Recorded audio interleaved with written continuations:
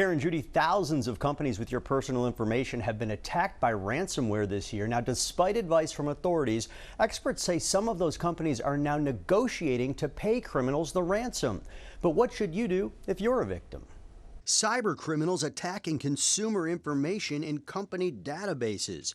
Mark Lance from GuidePoint Security says more of those companies are starting to pay the ransom when they're hacked. The guidance has been to not negotiate, but now people are negotiating and paying ransom. I think that there's been a realization over the years that there are certain circumstances which might deem it necessary to consider a ransom payment. That could be because there's no longer access to data. Lance says he's helped thousands of businesses, governments, and nonprofits negotiate ransom when businesses and their information are held hostage. GuidePoint's latest report says that there have been almost 2,200 ransomware attacks on businesses nationwide so far this year. It might be because their data is encrypted and they no longer have access to systems, and they need that information. And we've also seen instances where it might be more cost effective for them.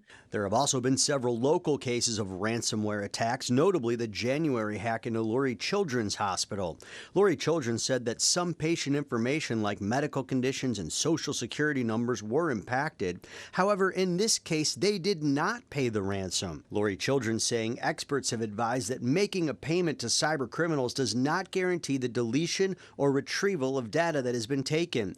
Once our investigation team identified an amount of data that was impacted by the cyber criminals, we worked closely with law enforcement to retrieve that data. So what should you do if you're personally a victim of a ransomware attack? The general best practice is to not make payments because there's nothing to hold them accountable. Lance says cyber criminal organizations that target big businesses typically agree to the terms of the ransom to protect their reputations. But scammers targeting individuals will likely not keep their word and ask for even more money.